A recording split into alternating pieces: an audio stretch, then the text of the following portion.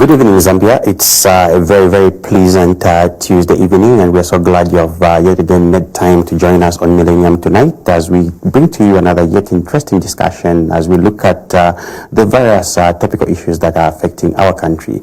And tonight we have a very interesting subject. We are discussing the President's National Address to Parliament that was done on the 28th of February 2025 at our own National Assembly. And in attendance were the various members of Parliament and other dignitaries that were invited to the speech. It was a moving speech which had a lot of topical issues that we are here to discuss. And in the studio tonight, I've got a guest who is not a stranger to any of us, I'm supposing, but I'm quite certain that it will be prudent for us to get to know him by name. We have Honorable Mutotwe Kafwaya, the parliamentary candidate, the Member of Parliament for Lunte constituency in Northern Province. Welcome, Honorable Mutotwe Kafwaya. Thank you so much. Good morning, good evening to you, and good evening to our listeners. I'm glad that you could have me. I hope that at the end of our conversation, people will benefit from it. Indeed, it is my sincere hope and trust that what will be discussed here will be for the benefit of the country at large. I'm your host, Collins Mwansamulipa, to take you through the deliberations. Stay glued to your TV sets. Make sure to get interactive as we start displaying the phone line on your screen.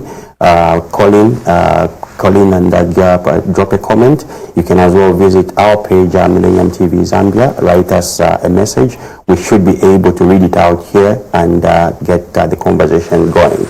Honorable Kafwaya. Yes, sir. Talking to the topical issue that we are discussing tonight, the President's National Address to Parliament. You were in Parliament at the time that the President gave this very important speech. Yeah. What is the general overview of the speech that was given by the President?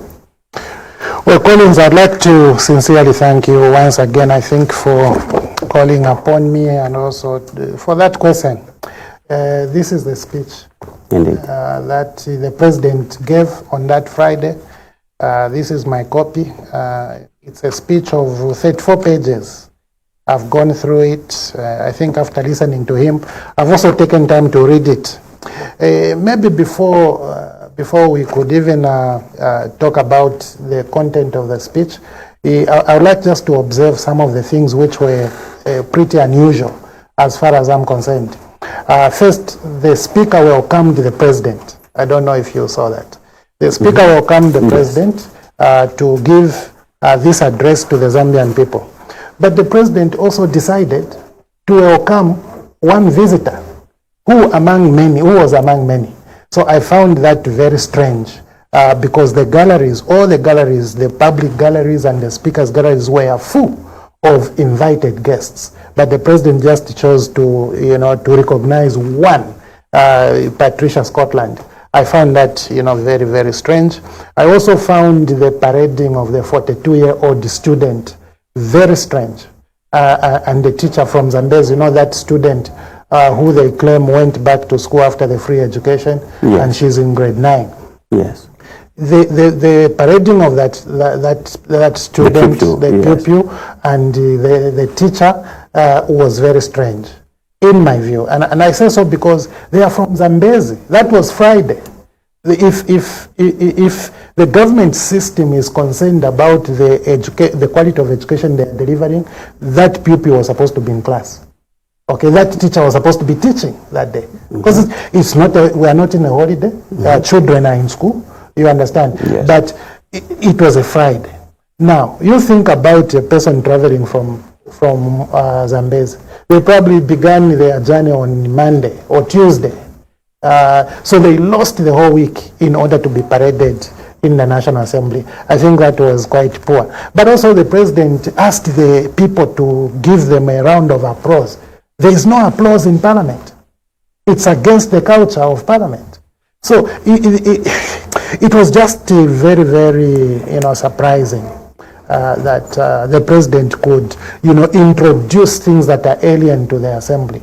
There is no clapping in the National Assembly. In the National Assembly of Zambia, you either accept or reject what somebody is submitting by the expression of yeah, okay, in acceptance or question if you reject.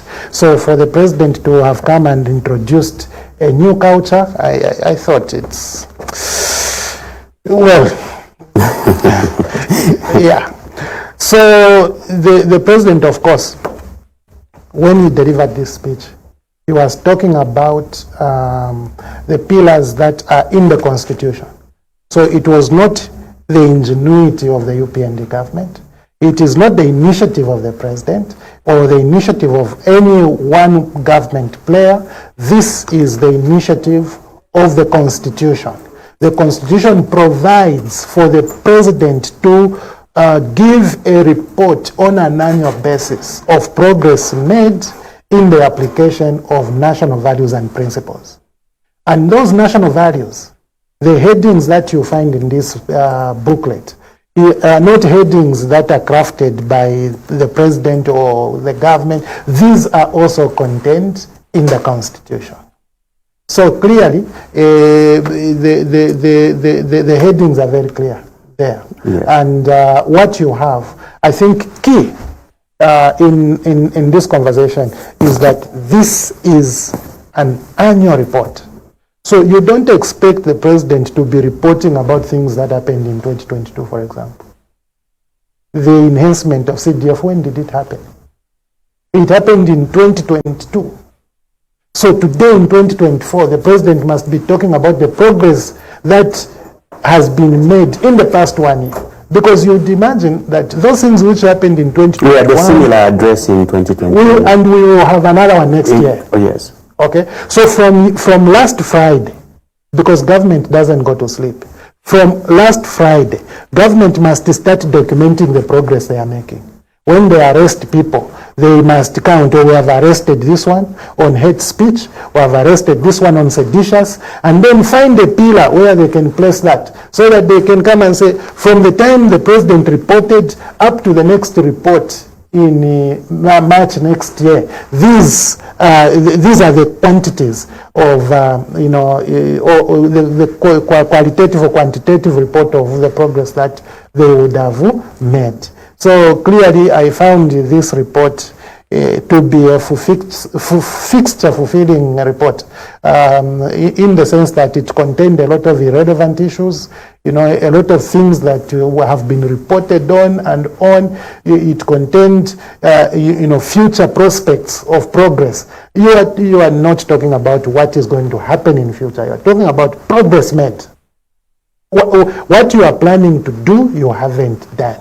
It should not be part of this report. But this report contains all of that. So I find the report, to be honest, to have contained a lot of irrelevant material. And for some reason, I would like to call upon the presidential advisors to make sure that they help him to deliver according to the requirements of the Constitution. You have highlighted a number of flaws in your analysis of the speech. Yeah. From the start, you have mentioned how the president mishandled himself. Should I say that the people who are supposed to advise the president on how he should handle himself in parliament did not probably advise him on time on what to do? For instance, the clapping, the recognition of the several other visitors that had also come aside from Mrs. Scotland. And of course, you have also pointed out that the address, as it were, should not have necessarily been talking about prospective interventions or things that probably could have been addressed by a similar address he must have had last year. It should have been practical to the things that happened in between the last address and the address that he gave. Now, the issues that he brought out, most definitely, we cannot refuse that some of the things that he made mention of, that he talked about, are things that we have actually been looking at in the last year. For instance, let me talk about freedom of expression and media credibility. Okay? While the president asserts that there is unfettered freedom of expression, how do you respond to the claims from the media organizations that they will face pressures and restrictions? What specific steps would you propose to ensure that media freedom is genuinely upheld beyond the absence of media shutdowns? Okay, thank you so much. I think we know what we have been going through as a nation, even in regards to the issue of media freedoms, human rights in general as well. We know that sometimes in this country, we pay attention to what is said and not what is done. I'll give you a very clear example. Last week in the National Assembly of Zambia, I raised a matter where a chairman of the commission disputed the results of the census results, which are not sitting in the jurisdiction where that chairman is. Okay? And when that person disputed that, he actually called that, that report null and void. Is it within his mandate to nullify that report? Now, I am saying this is a person who is a chairman for the commission sitting completely far away from the Minister of Finance. As a matter of fact, there's no commission at Minister of Finance. Okay? Mm-hmm. So, the Zams is under the Minister of Finance. And the Zams are saying this is the result of the census. A commissioner, goes and says no. Now, for me, that was a big problem. Because if government can dispute its own figures, then you have credibility issues. The credibility issues now go beyond promises of 50 kwacha for a 50 kg bag of Millennium. They go beyond appreciation of the kwacha at 14 hours if we're sworn in at 10 hours. The credibility issues now go into the very heart of planning and planning execution. What am I talking about? The statistics which you are sitting with are questionable. So if your statistics, the ones you are using for planning, the ones you are using for resource allocation, the ones you are using for lobbying or support are flawed, then you have a big problem. And the person who is saying these statistics are flawed is not somebody from outside of government. This is somebody inside of government.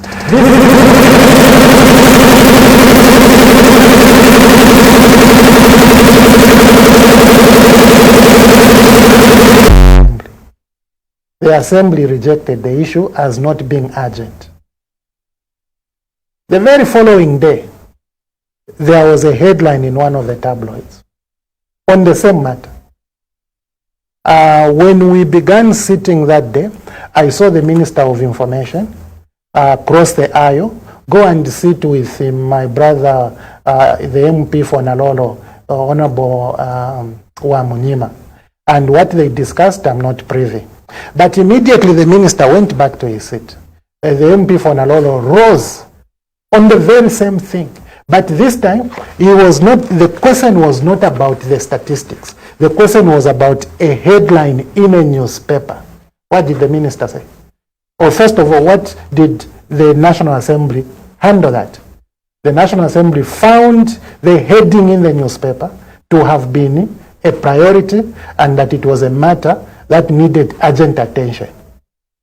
Immediately, there was a directive to the minister to sort out that information. The minister rose on the floor of the House. But let me tell you, when a member rises on an urgent matter without notice, it is against our rules for the minister to respond there and then.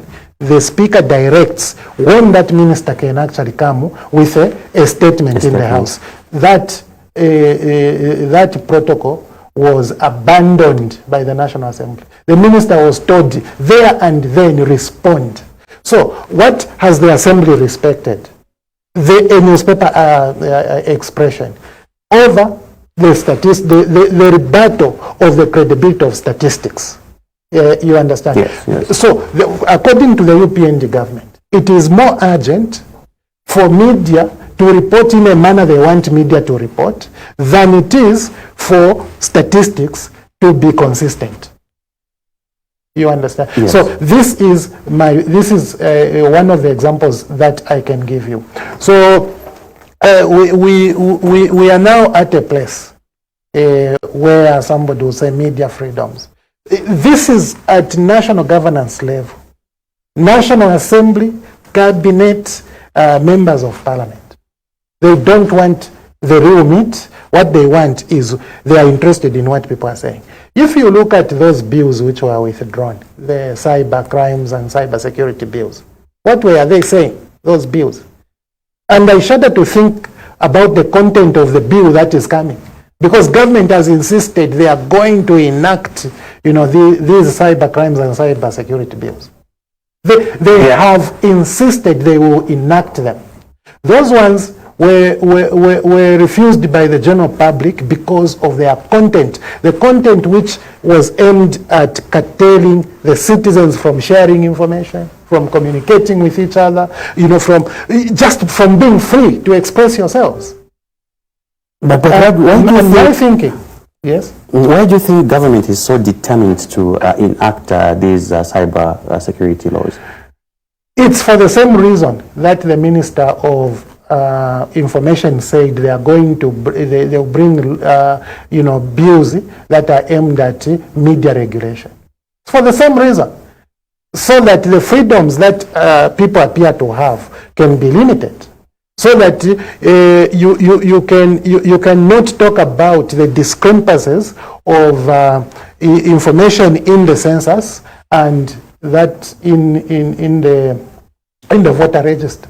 As a matter of fact, just this afternoon, I asked the Minister of Finance about what he thinks should be done to the discrepancies in the 15 wards where it was alleged that the president had concerns. Or is it where Dr. Rayani alleged that the president had concerns? Okay, I asked the minister. So the minister explained that, you see, these issues are not a problem because you can live in Chilenje and decide to go and vote in Chawama or even in Matero. So it doesn't mean because you live here, therefore you are going to register to vote here. But listen, this is in the village. This is in the village, in the villages of Southern Province. That's a special scenario, Honorable. Okay. You expect, I can vote in Lunte because I'm a member of Parliament there. Even my family can go and vote in Lunte because at the time I'll be campaigning, I'll probably be with them. You understand? Okay. But how do you expect the people of Kafwaya's village to go and register to vote in Kasama? How do you expect the people of Mporokoso, Kapalange village in Mporokoso, to register to go and vote in Sengahi?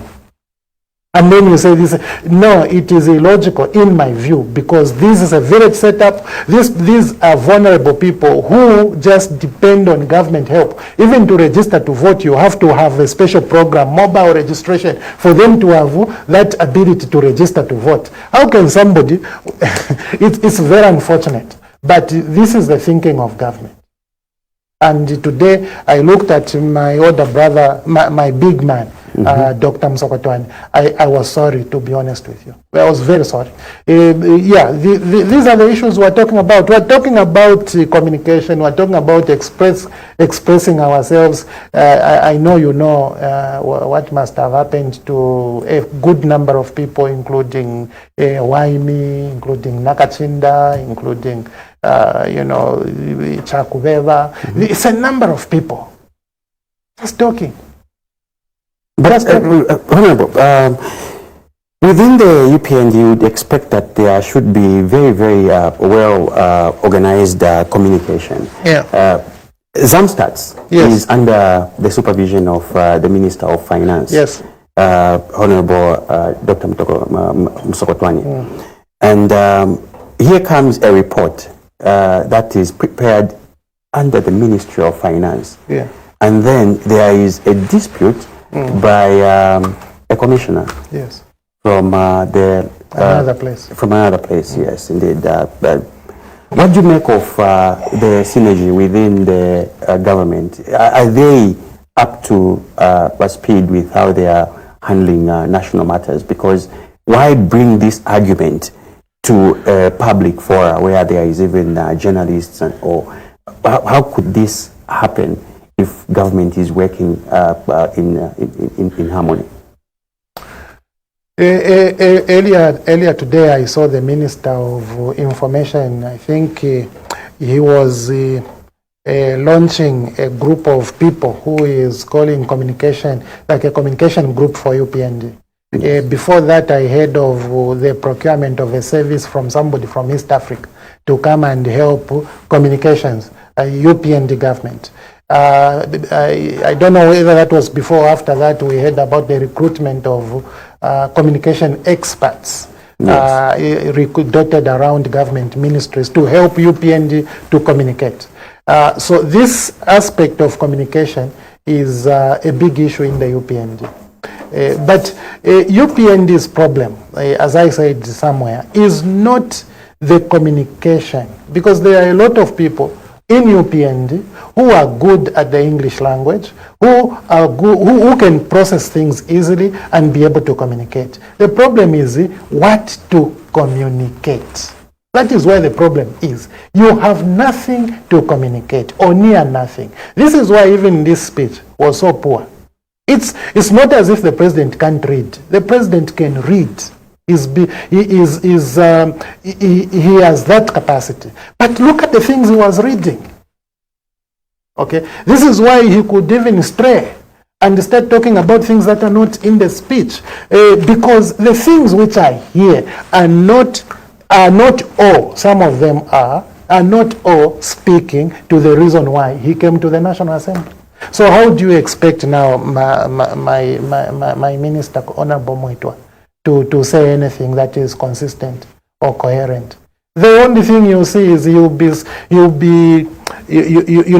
threatening that UPND will begin attacking a bishop. The bishop in Eastern Province talks about the suffering of the people under UPND.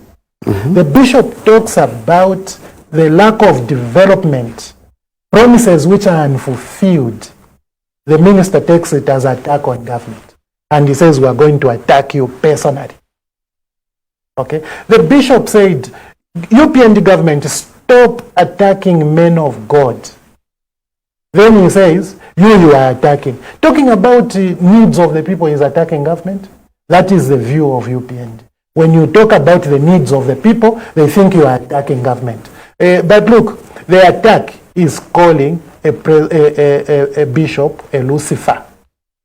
That is the attack. So contrary to the assertions by the president in his address to parliament that there is improved freedom of expressions and media freedoms, what you're telling me is that... The bishop today, by the Minister of Information, today has been threatened.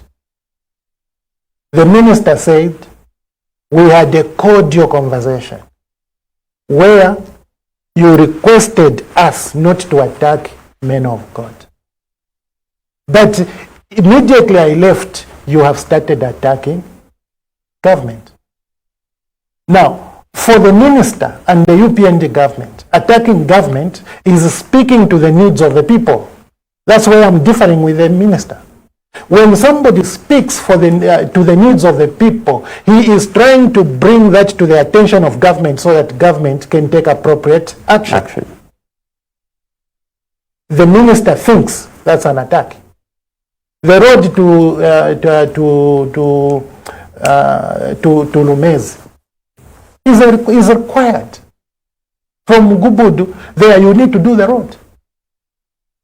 Deep into Chideza, you need to do that road. You have no choice but to do it. And when the bishop says this road ought to be done, it's not an attack on government. That is what even MPs do in the assembly and elsewhere. We tell the executive arm of government that you haven't planted the tower here, you haven't planted the hospital here, you haven't done this and that, because we want government to know so they can be able to act. Is there a prescribed way of communicating with government other than the way maybe bishops have been coming out, politicians have been coming? Is there a much more acceptable way of communicating with government which might not for a bishop, his place of talking is a pulpit. For an MP like myself, my place of talking is the National Assembly of Zambia, the platform where only me can speak from, the MP mic, and also a platform like this. I could also use Facebook or any other technological advancement, mode of communication, because I'm entitled to that. My problem is when I speak about the needs of the people of Lunte or the Zambian people, I should not be seen as attacking government. That is how the Minister of Information has interpreted the bishops bringing, issues to light. That is my problem. So I wanted to remind the minister that it is government who has been attacking bishops. The other day, the bishop who was referred to as a Lucifer was denied entry to his own church, and I was there. He was denied entry to his own church to go and preach to people who had gone there seeking God at the memorial of the leader they loved. You see that? So that is the attack. It is summoning a father on the copper belt for a homily. A father delivers a homily inspired by the Holy Spirit. You summon that person. That is the attack on the freedom of conscience, attack on the freedom of expression, because as we express ourselves, we are actually expressing our conscience. Thank you very much. Honorable, the other issue that the President spoke to apparently was the issue of transparency in reporting corruption. And he noted that there has been improvements in that area as well. The President highlighted improvements in the fight against corruption and the recovery of assets. However, do you assess the transparency of the processes leading to these recoveries? How do you assess these processes to the recovery of these assets, as it were? And what mechanisms would you advocate for to ensure that there is public decency and the people that are supposedly being targeted are not victimized? Thank you so much. I think you've used an expression that is an important one: transparency in the fight against corruption. Okay, and it is the president himself who reads that word contained in his speech, transparency. That was at the back of him telling the law enforcement agencies not to publicize their work. Work quietly, you are scaring away investors. Okay, so which investor would be scared of a country that is doing the right thing? This particular fight against corruption, why is it scaring away investors? That is the point. The fact that the investors know that there are corrupt people in Zambia, should that be the reason for them to be for them to be scared? I think it is time the president was told the truth, if he hasn't been told the truth. This fight against corruption has never been a fight against corruption. This has been a fight against the PF, and this obsession in fighting the PF, I can assure you, has cost the president a lot of support. For those people who think that PF did quite a bit for them, in spite of the leadership weaknesses that we had when we led the nation. There are people who still think that if PF wasn't there, we could have had serious problems at UTH because Levi Mwanawasa Hospital was not going to be built. There are people today who think that if PF wasn't there, we could have serious difficulties at UTH there because Chilenje level 1, Kanyama level 1, all these level 1s in Chawama and Matero, it could have not been there. They could have not been there. There are people who think like that. There are people who think that congestion in Lusaka should have been a problem that was going to cost a lot of people a lot of revenue if the roads were not expanded. There are people who think like that. So the more you fight PF, the more you fail to fight corruption, you are creating a perception in the minds of those people, which is bad, and it is taking away support. But let's talk about the index. The index as reported by TIZ. I had a mild comment about that. I think that even though Mr. Lifuka said that the opposition should not politicize. That's a political index. It's a political index. That index is fake, to be very honest with you.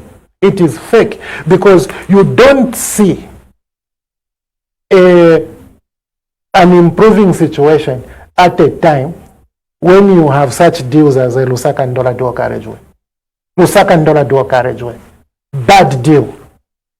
Okay? You get NAPSA to fund and the contractor to develop, then you go and get the person and put that person in between.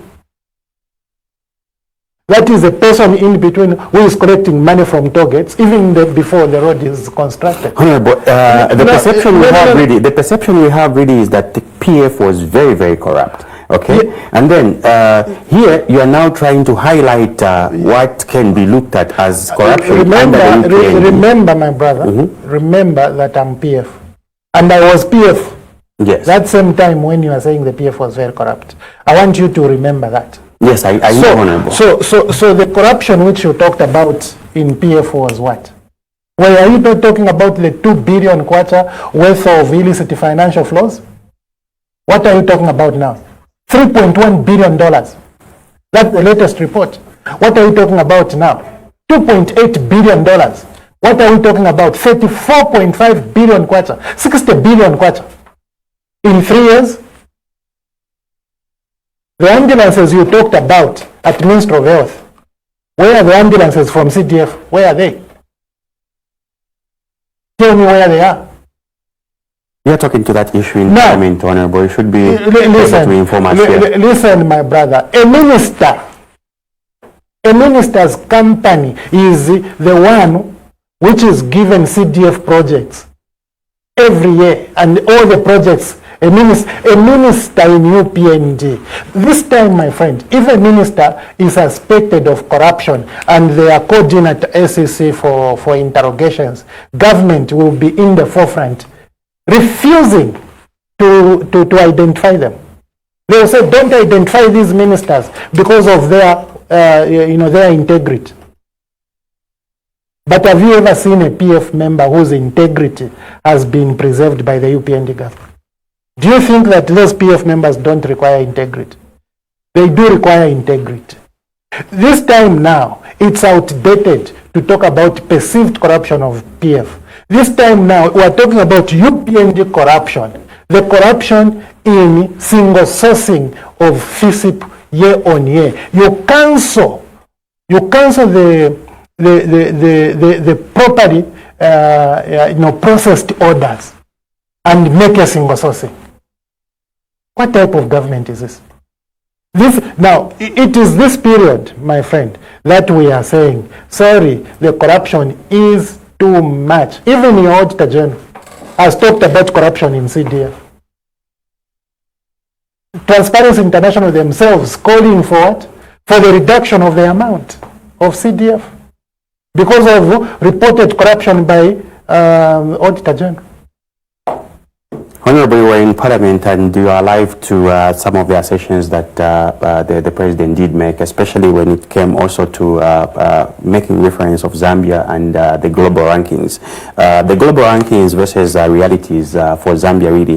The President's reference to Zambia improved ranking in Transparency International Corruption Perception Index also raises questions about the gap between the global perceptions and local experiences. Okay, how do you reconcile the government's optimistic portrayal of or with the reality of corruption faced by ordinary citizens? And what steps can you, as the opposition, take to address this disparity? We in the opposition will speak about what we think ought to be done. We will speak about what we think government should do, and we'll also speak about what we think government is not doing well. Okay? Where government does well, I think we'll also be able to say, here you have done well. Let me tell you, procurement of medicine in Egypt, single-sourced medicine, and to come and hide them, 61 containers, until some drugs expire, that is poor, that is bad. There is no one who can appreciate that. So what will I do? I'll ask government not to hide medicine anymore. Stop hiding medicine. Just hold your thought, Honorable. We have a caller on the line. Good evening. You are through to Millennium tonight. Your name and where you are calling us from? Good evening, sir. You are speaking to Mr. Sanje in Kanyama. Sanje in Kanyama, please make your contribution or question and let it be in under 1 minute, please.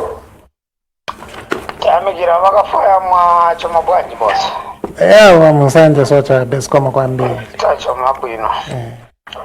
Choyambirira Kafwaya mugamba kuti vantu nivo kwiya chifukwa chakuti va UPND vafuna kugwira vakawalala vamene vanali kusokoleza vintu muziko.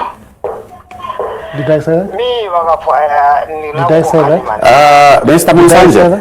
Yes. Mr. Munsanje, let's stick to the context of the discussion. At no time did Honorable Kafwaya utter those sentiments. So let's just stick strictly to what is being discussed for the night.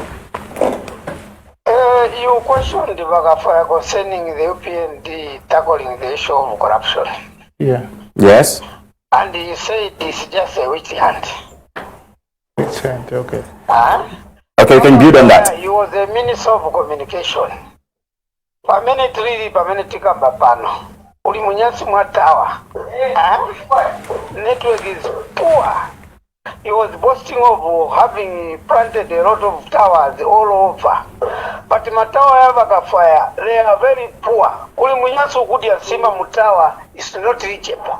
So my rogamba kubafuza Kafwaya kuti how did you procure ma towers ya mene yali poor so? Asaka kamba kuti Richard. Honorable Kafwaya was boasting one time when he became a Minister of Home Affairs kuti no kuprinting banipasa ndalama for the first time. I will be the first minister kuyamba kujita print ma ballot papers within Lusaka, within Zambia. But ndalama zijava Kafwaya sizwa kuti zinaenda kuti kuprinters kuja is a white elephant. Today bakamba kubafufuza Kafwaya bakalile kuti yayi why sakira balifufuza ndalama zinaenda kuti Kafwaya bakamba kuti there is no freedom by UPND vantitikisha ma fathers baibala Kafwaya kuti during their time banali kuchita deport ma fathers, deporting people bantu kumenyewa mu machurch under Kafwaya. He was a minister and MP. We can wind up Sanje. So Kafwaya, he should be the last man to speak about freedoms, because there's a Varama TV station, my radio says in Yavantu. Ukakambako generally sikumutundira mukama. Mungu akudaliseni siko. Thank you very much. Viewers, please let's endeavor to stick to the topic of discussion and avoid using any derogatory statements. And we are not here to accuse anyone of things that they have not said. Let's remain factual, please. Good evening. You are through to Millennium tonight on Millennium Television. Your name and where you're calling us from? Laban, Tetmina Kwamandeo. Yes, Waraban kwa mandevu natupataba Honorable Kafwaya mu studio nganaba kwata kwa kushona ngu contribution tiba konkanya pomkwaye. Yamukwaye tulefo kulanda kufeva Honorable Kafwaya fevaliranda into iftunturufe sana. Not long ago, bali triple emotion by push in parliament. Our ministers, including our ministers, were UPND running party, bali in parliament. So, it's totally meaning that Tabale for you could discuss if you have waste your cost of living. So, what the Honorable is saying, it's very good and it's very important. Just continue. This government is a corrupt government. Thank you. Thank you very much. What was his name? Titus. Thank you.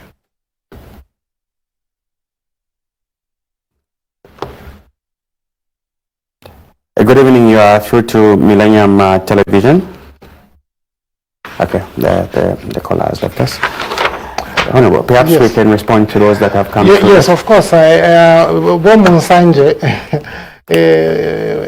I just hold your thought, maybe we include this one as well, then you answer them collectively. You are through to Millennium tonight on Millennium Television. Your name and where you're calling us from? Mr. Msonda, I'm calling you from within Lusaka. Mr. Msonda, we have Honorable Mutotwe Kafwaya in the studio, and we are discussing the President's address to Parliament on the 28th of February. Contribution or question? Just a contribution. I think I had an opportunity to listen to the presidential speech. We can do better, Zambians, first of all. Denying that we are in big trouble is not going to help any of us.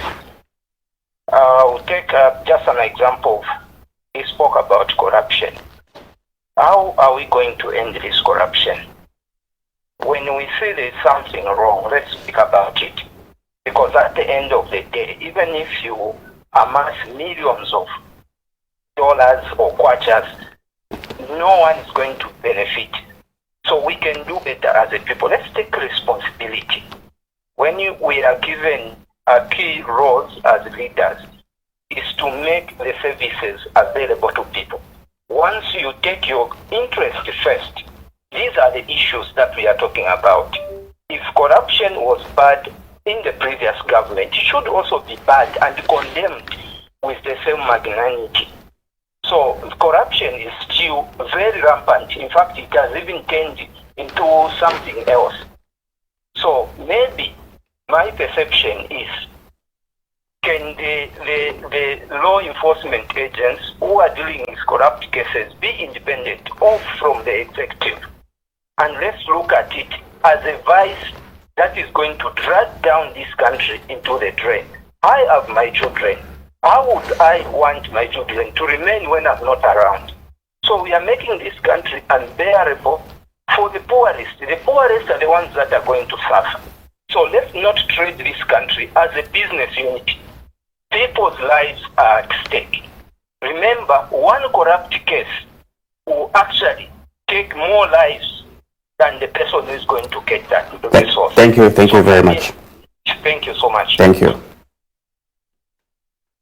We are so grateful for that submission, and we encourage yet more callers to come through and make more submissions as we discuss this important topical subject. Caller, you are through to Millennium tonight. Your name and where you are calling us from? Good evening. This is Brian calling from Kafwaya. Yes, Brian from Kafwaya. We have Honorable Mutotwe Kafwaya in the house. Yes. I want to totally agree with Mr. Kafwaya what he's saying. This UPNZ government is the worst government in the history of Zambia. Corruption, they are fighting corruption only following those opposition and the independent MPs. UPNZ government, UPNZ staffs are not following them. We had the issue of Sylvia Masebonama drugs, I had something containers. After Wamana Sylvia Masebonama got a problem, but the Bamufunyako Bamusta transfer, no mpela Punomlandudu once. The government said to follow our opposition that top.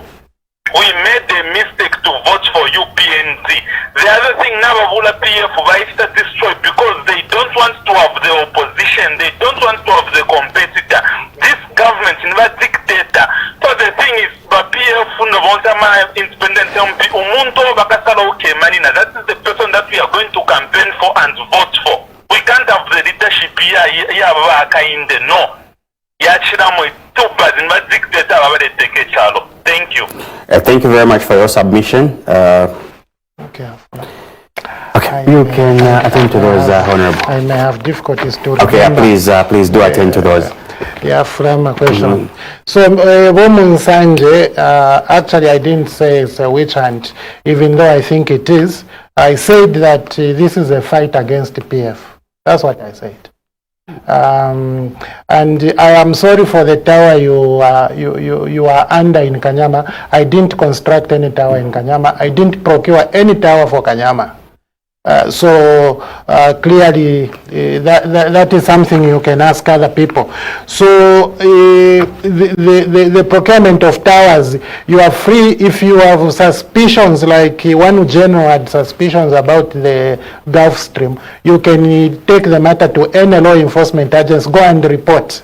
If you think if you think I have any problem, just go and report. I really don't mind the people, and I'm here. There's no way I'm going to. I was born Zambian.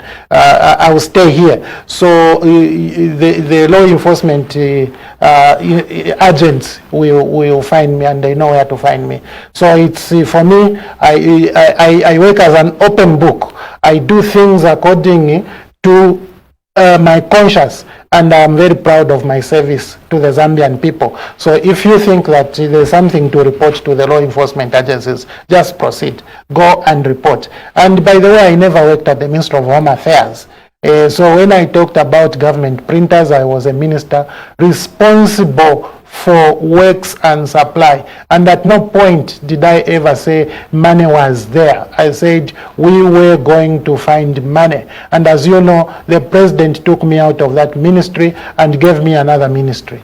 So I could not continue with the projects in the Ministry of Works and Supply because I transitioned to another ministry.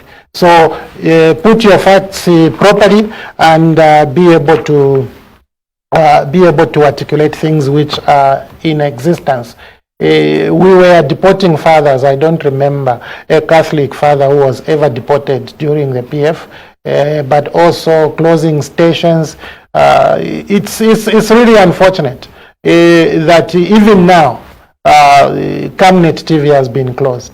So you have all these issues, and you can go to IBA and find out why this TV or that TV or was closed, because IBA still exists. The same IBA which closed whichever television or whichever media you are talking about is the same IBA which has closed Camnet TV.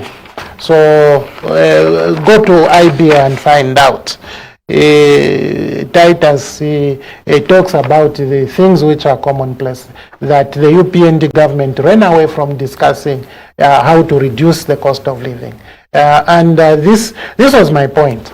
Even today in the National Assembly, I have refused to support constitutional amendments to increase the number of MPs, because you can't be talking about increasing the number of MPs when people are suffering. Okay, you can't be talking about increasing the cost of running government when the people are suffering.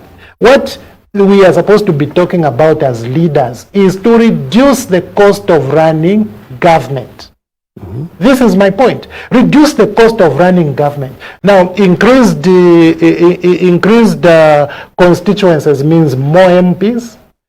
Taking MPs back to the council means travel logistics, to the various constituencies every time there's a council meeting, and that means loading more costs for leaders to government. So this time for me, I think the constitutional amendments, there is no financial perspective that can justify constitutional amendments aimed at increasing the number of members of parliament.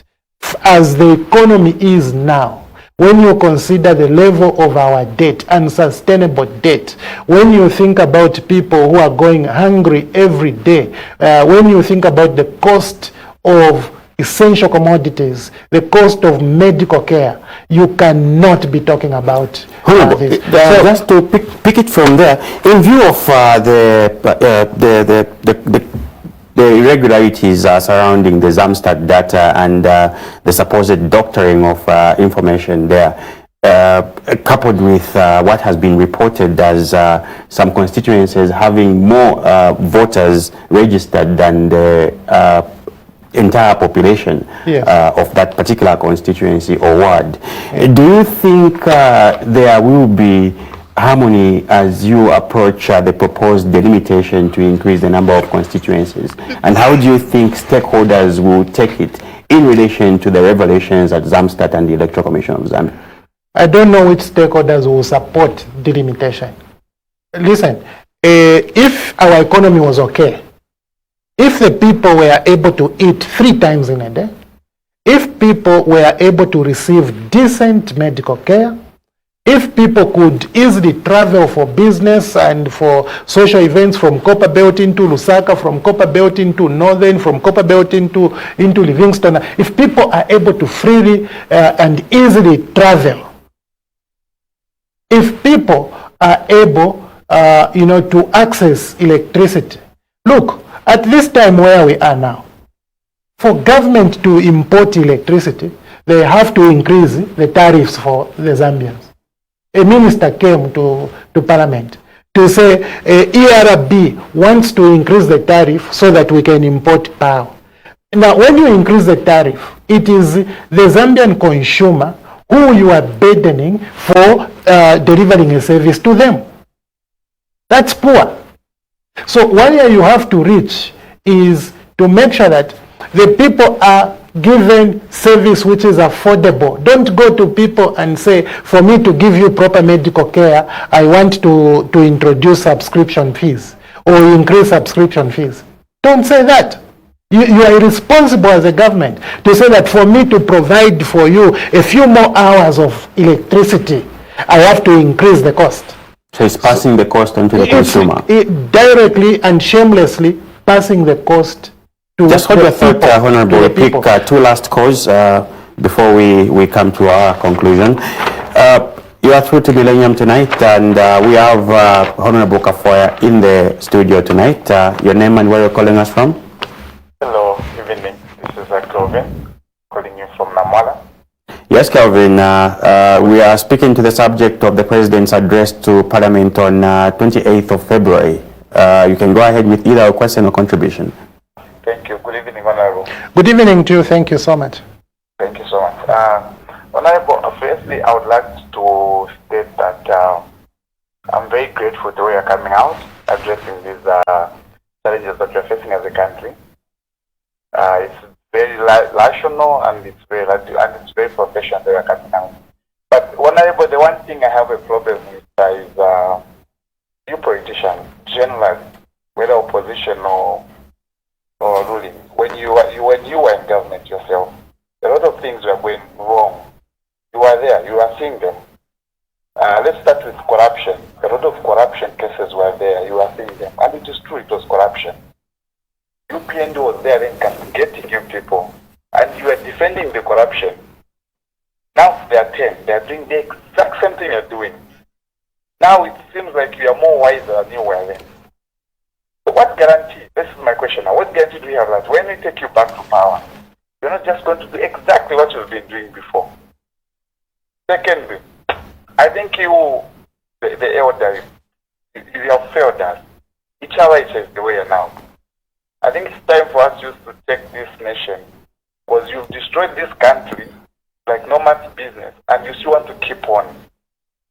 So Ichawache, we are going the Ichawache way, and this time around we are taking things in our own hands because this is our country. Our fathers have failed us. UPND was preaching Cornelius Mwetwa, Gary Ngombo, Jack Mwimbu. They had solutions in opposition. If you see what they are doing now and the way they are talking, it's very embarrassing to listen to them. In your tenure, you had Kalimash threatening Bishop Imakando. You know about the story, you kept quiet. Now that it is your turn to be in opposition, when the UPN talk about the bishop, you are trying to look as if you are good people. You are literally the same. And I think my message is that we are taking over. We are tired of you. Thank you very much. The point that you have put across is well noted. Thank you.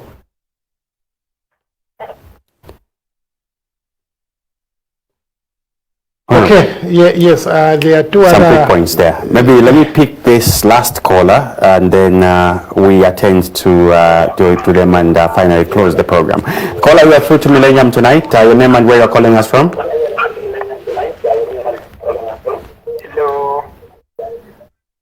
Hello. Hello, please turn down the volume on your TV set or whichever gadget you're using to listen to us. Hello, sir. Good evening. Good evening, sir. Your name and where you're calling us from. We have Honorable Kafwaya in the House, and we are discussing the President's address to Parliament on Friday. Okay, this is Caleb from Chilton. The name again? Caleb from Chilton. Kenneth? Caleb from Chilton. Caleb. Okay, thank you. Yes. Yeah. I think my contribution in Kafwaya Mukambapo in Omaningi the Mukambapo. Otherwise, tutani continue kambira kwa isema Zambians. Because we are tired tonight, party UPND Kafwaya. Please. Kujizana na the opposition. Still behind you, Mr. Kafwaya. Thank you very much. Thank you very much, and that happened to have been our last caller. I think we can attend to those calls and delve into our last remarks. Okay, thank you so much. I think I didn't address Brian Kafwaya. I completely agree with you. I didn't address the issues that came from Mr. Msonda. He will listen to the presidential speech, and I think at the end of all his contribution, he said corruption is worse now. It is this government, the UPND government, is really corrupt, and he says let the law enforcement agencies become independent of the executive. But I have to remind Mr. Msonda that actually the SI, which allocates government institutions, has allocated the law enforcement agencies under the office of the president. So right now they are there at the State House, and he thinks the country should not be traded like a business. We should not trade this country like it is a business. We must make sure that we save the Zambian people. That is my point. Save the Zambian people. My point is that, especially when things are so difficult, like now, ensure that you don't focus on leaders. Ensure that you focus on people. Because it is ordinary people who are going hungry. It is ordinary people who are failing to eat 3 square meals a day. Ordinary people are the ones who are joining hands, 5 of them to buy 1 bag of meat and then they share. So stop talking about constitutional amendments which are aimed at improving the conditions of leaders. Find innovative ways of improving service to those other people. Let me come to Lunte, who says even though he appreciates the way I'm speaking here, he thinks each other it is the way to go. I want to encourage you, Lunte. This business of people, you do not shy away. Come forth and choose a platform. Since you have chosen each other, go select an area where you want to compete. Go and sell your ideas there and compete. Okay, but also you can't tell me to retire. I will retire when I want. Okay, they can't tell me to retire. No, I will retire when I want.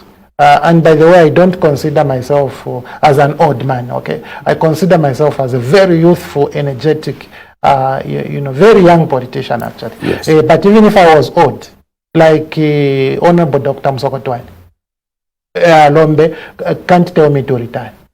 The same way I can't tell Jack Mwimbu to retire, because Jack Mwimbu himself or Dr. Msokotwane or Felix Mtati should decide when they want to retire, because it is the country is like that. But young people must come on board. Young people must come and add to this diversity.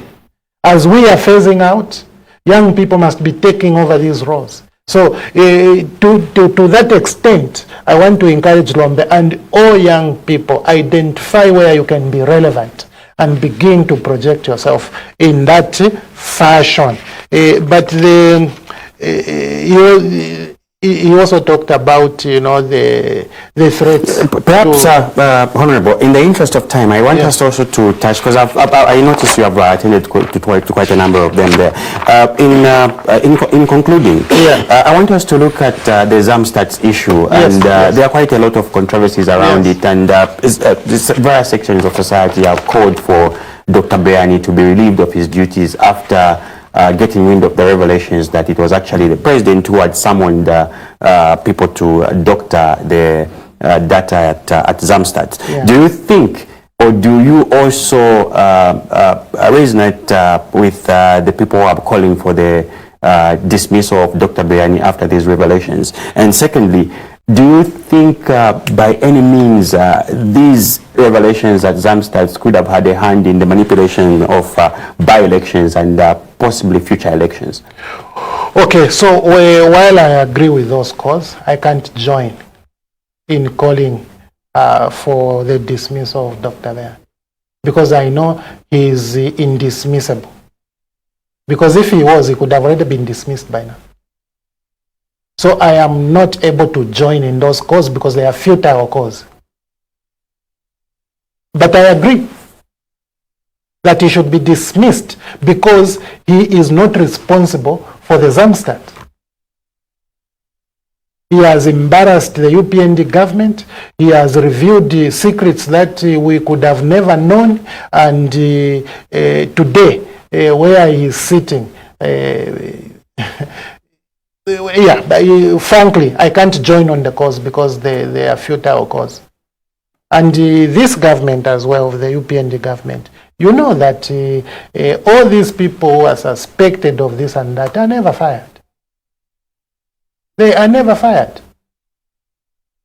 Because how do you expect for ZAMSA to only have one person as a casualty after 61 containers of medicines were hidden?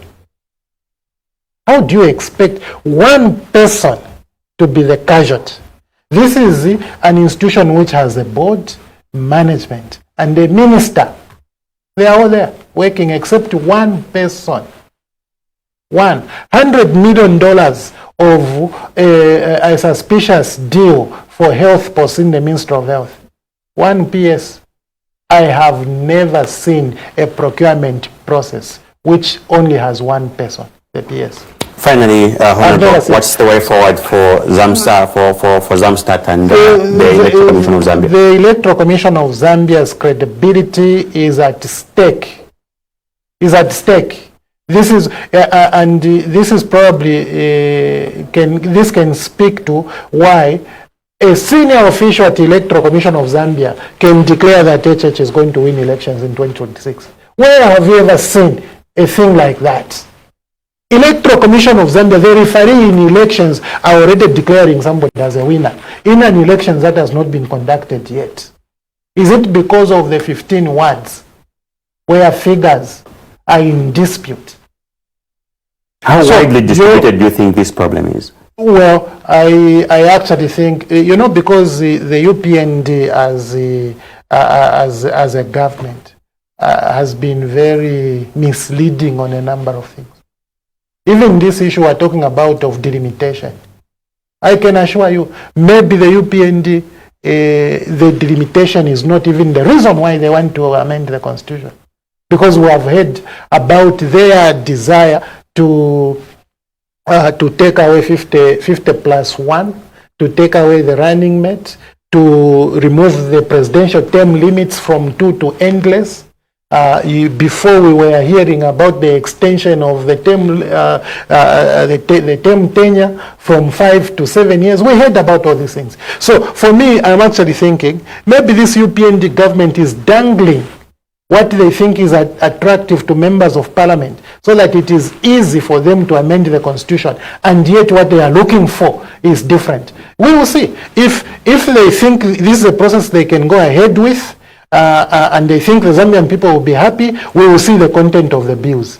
Your final remarks, Honorable Kafwaya. Thank you so much. As I said in the beginning, this is a mandatory speech. It has nothing to do with UPND government. It has everything to do with the Zambian constitution, and we are happy that the president could come and show their priorities, and the priorities, as far as I've been able to read them, reside in expanding the the cost of running government. And it's very unfortunate. I think UPND government now should begin to expand the benefits for the people until the economy has improved, until the people can eat 3 meals a day, until you can provide decent health care, until you can provide accessible and cheap electricity, until you can provide decent transport where people can travel to visit their relatives and mourn their loved ones without stressing to having BP and diabetes. You should shelve these irresponsible desires of amending the constitution in order to improve the conditions of leaders. It is irresponsible. Thank you very much.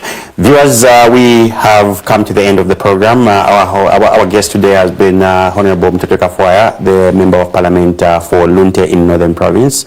He has added and has always been able to add value to our program on Millennium tonight. We trust that you make time for us tomorrow again for another yet interesting program. I'm Collins Monsamalipa, your host. Good night.